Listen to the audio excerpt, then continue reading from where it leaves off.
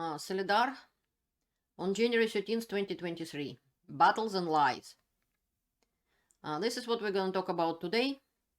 Hi, I'm Elena from channel Enough. Welcome to my channel. I'm telling you the truth and lots of information, fighting propaganda, and I'm an expert on the war in Ukraine since 2014. And a little bit on Maidan in 2013. You will find out more about me if you like. I have the whole playlist called About Me. You're welcome to check it out. Today we're going to talk about Soledar again. This is a Twitter from Alena Halushka. It says, there was a town and there is no town anymore. Do we really want to live in a world where any dictator could do that to a peaceful neighbor just because he has enough artillery shells, missiles, and cannon fodder? Photos of Soledar by Maxar, August 22nd and January 2023. This is what was Soledar before, and this is what it is now. It's ruins. This is what actually happening. All because Vladimir Putin started the useless war in Ukraine. Aggressively attacked this country in 2014 and continuing destroying it with full-scale invasion in 2022, in February of 2022. And I'm fighting propaganda as much as I can, and you can find a lot of information on my channel. And just the other day I posted part one of the videos about how Crimea was taken. After you watching this series of videos, you will find out that it is very similar, and what's happening now in Ukraine is a direct result of what was happened then. So, it's my second video on Soledar. One of them was posted on January 11th. After that, I find that there is information from TV channel Rain, very interesting about. So this piece is still from January 11th. I started to receive some information from my subscribers that maybe Soledar taken, but no, it wasn't taken on January 11th. So Prigozhin did lie, as I said. This is what he said on January 11th. That his group, Wagner Group, took whole territory of Soledar under control, and it was from January 11th. He said that in the downtown created like a pot in which the city battles is going on, and he was supposed to say how many Ukrainian army soldiers were captured, and he promised to say it next day. And this is important. He said, one more time, I want to underline that in attack and capture Soledar, no any other troops were involved except the Wagner Group. And this is what said Evgeny Prigozhin. So right now, there are three controversial sources of information about the situation in Soledar. This is Ministry of Defense of Russia, Ministry of Defense of Ukraine, and Bandit Prigozhin with his Wagner Group. Criminal, ex-criminal, and now criminal, now war criminal. Before he was just a criminal, Prigozhin. So let's see what they were saying back then, on January 11th. Turned out to be not true. В центре города образован котел, в котором ведутся... Показала, как выглядит... Где-то километра 2 уже украинцы стоят. Ну ничего, это все временно. Понятно. А внизу... This is was from RT. I hardly ever thought I'm gonna quote Russia Today, because I caught them on deliberate lies since 2014. No, earlier. Since like 2005 or so. So I stopped watching this channel. But this is what RT posted on Prigozhin. They was talking about that they salt mines in Bakhmut and Soledar in particular. That's what they're showing. And they said, yeah, somewhere nearby Ukrainian forces. Они стоят или нет? Внизу, конечно. Ну пошли, может, до них и дойдем, да? Здесь тишина. Let's walk, maybe we'll get to Ukrainians, they're saying.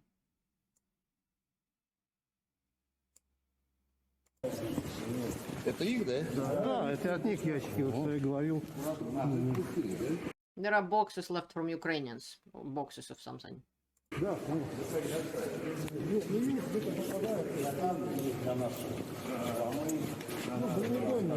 они бронебойные оставляют тоже. Однако Управление стратегических коммуникаций ВСУ сегодня утром показало, как выглядят соляные шахты Солидара. So you saw how the mines look like where Prigozhin was working, and the same day, strategic communications of Ukraine showed how really look like salt mines in Soledar. This is how they look like. Nothing in common. Мало похоже на место, в котором находится Пригожин. Doesn't look like a place where Prigozhin is. А вот этот снимок – это пещеры в районе поселка Владимировка, который And this photo is from near Vladimirovka settlement, which is under control of so-called Donetsk People Republic. находится под контролем так называемой ДНР. Представители вооруженных сил Украины утверждают, Пригожин находится именно там.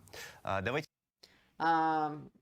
Ukrainian armed forces was claiming that that's where Prigozhin is. He wasn't in the mines in Soledar. He was in Donetsk, near Donetsk, that Donetsk People Republic in this particular caves and mines. Еще раз наглядно. This is a comparison. This is what real mines in Soledar looks like, and that's where Prigozhin is.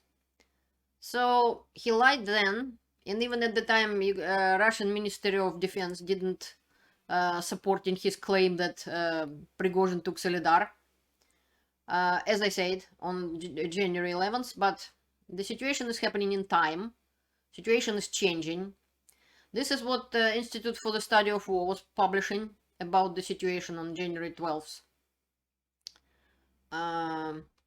It says that Russian forces likely capture of Soledar on January 11th is not an operationally significant development, which is, again, I proved they didn't capture it on January 11th.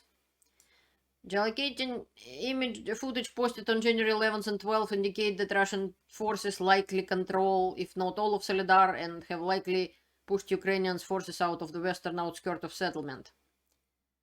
The Ukrainian General Staff reported that Ukrainian forces repelled Russian attacks against in Donetsk Oblast, a settlement of a kilometer northwest of Soledar and beyond, Sil, I guess, beyond previous Ukrainian positions. But basically, nothing really significant in Soledar, as I said.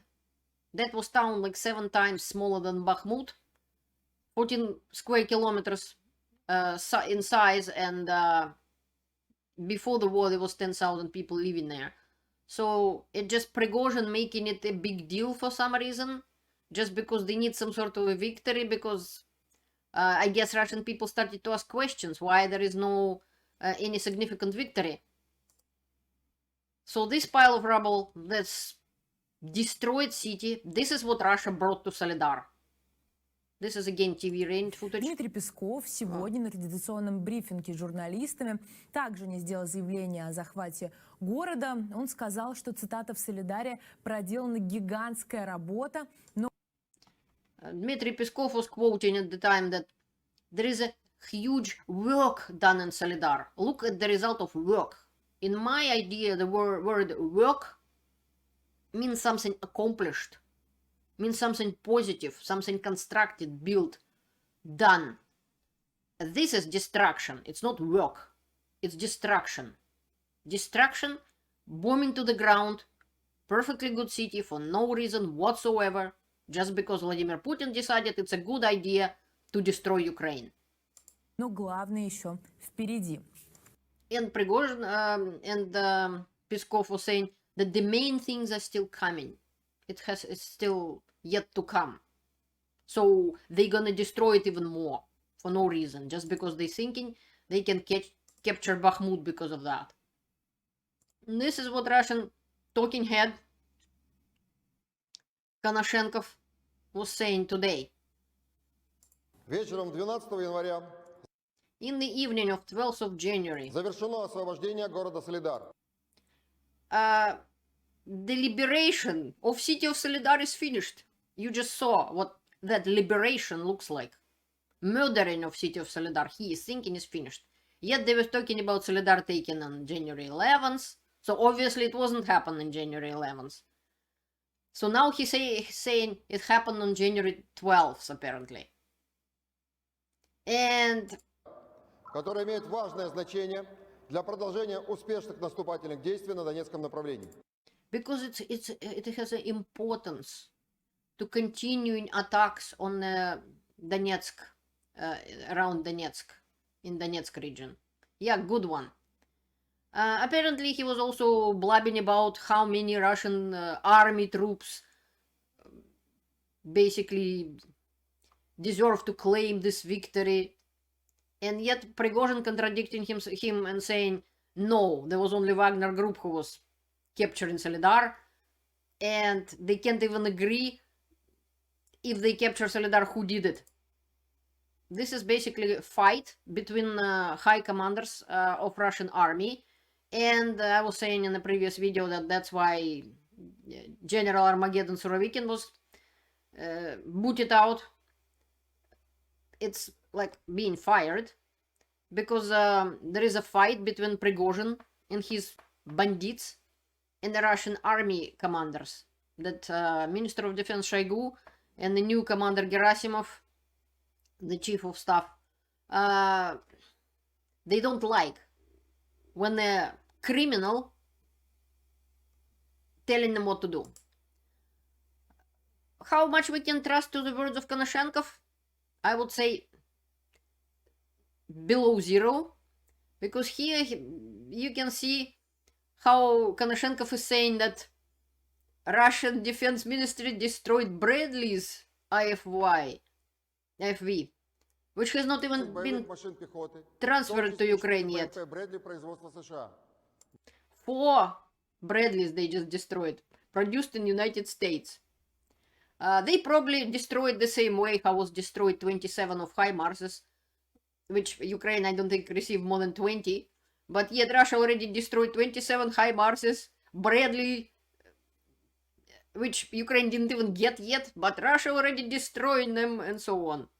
So I spent at least over 8 years verifying Russian information and Ukrainian information on the war in Ukraine since 2014. So I spent 8 years, so you didn't have to, because I verified all that lies in the past for years, and I keep running in the same thing. Russia lies all the time, most of anybody than anybody else. That is why any official information from Russia in my books right now going straight one way into garbage bin, as you just clearly saw the lies. This is very interesting tweet from Chuck Farrer, and last time I showed similar. This seems to be more reliable piece of information about where Ukrainian forces are. From the previous picture we could see that situation here getting worse, that really Russian army trying to get bigger pieces of city. And key developments, although Ukrainian military spokesman Sergei Cherevati reports ongoing battles in Soledar, Wagner PMCs are widely reported to have expanded control over residential and industrial sections of the city. Ukrainian forces appear to have concentrated efforts to defend several key locations, notably the vicinity of the school, hospital, and across to the mines 1 and 7. As of dawn, January 13th, Ukrainian forces have maintained control of the adjacent town of Blagodatnaya, which is right here. And this is what the information for this time. And it seemed like Russian troops are advancing. But again, as I said, Soledar is no significant, and it doesn't really matter even Ukrainians leave the Soledar and Bakhmut, for that matter. It's not that big of a deal as Russia tried to claim it. It's practically nothing. If for Ukrainian forces is more important to save the people, in my opinion, they should just leave. So this is the video done by created by Wagner Group. Город не взят еще до конца. У нас очень много потерь. They are saying that the city isn't captured yet, that they have suffering heavy losses. Евгений Викторович сказал, до конца стоять будет. But Evgeny Viktorovich, him and Prigozhin, told them to stay until the victory or death, kind of thing. So, since some Russian Z propagandists was complaining about this video as fake, it's probably true. And this is what reports from CNN. About on 2.5 miles from Soledar, in obviously a trench. What we're seeing is the Ukrainian forces are holding steady in these positions. This is what reports from CNN about that Ukrainians kind of moved to the trenches and standing in these positions. But again, I have information from Ukraine. I showed you this gentleman last time. And that's what he has to say.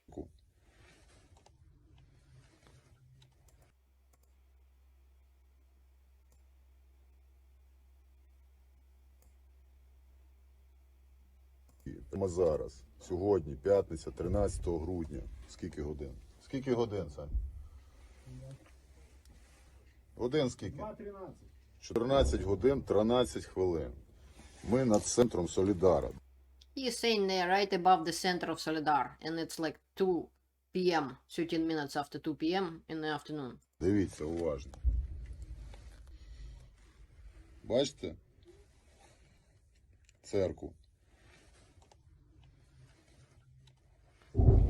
Видно там щось, не видно? Ми бачимо всі пересування підар'я. So they above the church in Soledar. And that's what Mr. Madar saying. The army of the Ukrainian army managed to repel the enemy and was forced to retreat with help of the... It was forced to retreat, the enemies, with the help of the large forces of the stormtroopers. That's what he is saying. Another interesting Ukrainian journalist and military man, Mr. Taras Berezovets. I'm watching him quite a bit. He was just the other day publishing on January 12th, driving on the main roads connecting Bakhmut and Soledar with Slavyansk and Konstantinovka, and claimed that it's under full control of the Ukrainian army forces. And all attempts of enemy's army failed, and it was filmed in Bakhmut.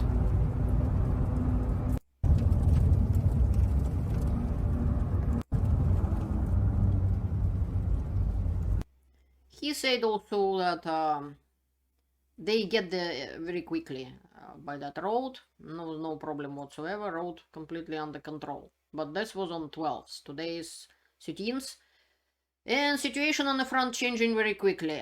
Whatever happened yesterday, this is also 13th. This is a shooting in Soledar. They could hear. This is a little bit about Bakhmut by Igor Sushko. He has very interesting Twitter account and I'm watching him quite a bit. This is famous Ukrainian lady witch. And this gentleman I showed you last time. That's what they're saying about Bakhmut and чого вона Soledar. таке сталося, поясню. Тому що в лоб у фронт вдарити по Бахмуту ворогу не вдається. Вони вирішили зайти з флангу. А як відомо, якщо дуже швидко заходити з флангу, такий фланг може бути не дуже надійним. She's saying that since Russians couldn't take Bakhmut straight in the head attack, they kind of have to go from flanks and trying to surround it. That's why they wanted that Soledar in the first place. But it doesn't working out anyways. These guys are working in Bakhmut right now. And Наші бійці, вони не віддадуть просто так жодного сантиметру нашої землі. І за те, щоб просунутись хоча б на 100 метрів уперед вглиб фронту, росіяни витрачають по 50 своїх військовослужбовців. Тобто вони заливають кожен квадратний метр своєю кров'ю для того, щоб просунутися на 100 метрів. so basically, what they saying, Russians suffering heavy losses, but I know Ukrainians suffering losses too. It only depends. There is a point to hold Soledar or not. if Russian losses way more than Ukrainians. Otherwise, for some political reasons, just because Russia made a big deal, I don't see the point of losing the lives of Ukrainian soldiers. I definitely don't see the point of losing the life of Russian soldiers who shouldn't even be there, and they wouldn't have if not for Vladimir Putin. I hope they understand that, because many of them blaming Ukrainians. They dared to call some sort of an Operation Revenge when they falsely claimed that they destroyed a whole bunch of hundreds of Ukrainian soldiers because of Ukrainian HIMARSs killed 600 or 500 Russian soldiers in Makiyivka. What kind of revenge? Russia attacked Ukraine. Russia attacked it in 2014. Russia attacked it in 2022. Ukraine didn't attack anybody. So this is all Russian fault. Before Russia came to Ukrainian soil, nobody was bombed there, nobody was shot there. There was nothing happening in Ukraine like that. Not in 2012, not in 2013, not in 2014, before Russia attacked Ukraine, attacked Crimea and attacked Donbass. And you will see a lot of proofs of it in my videos. This is again from Taras Berezovets, very interesting picture. Moscow, Russia, Berlin, Third Reich. Special SVO, special military operation. To victory. Power is in truth is power, and brave. So this is Russian special military operation, basically the war in Ukraine. And this is Nazi Germany. It said Germany is victorious in all fronts. Doesn't that look familiar? On the bright side, Defense of Ukraine publishing awesome pictures of their cute little fellow, fellow I presume, military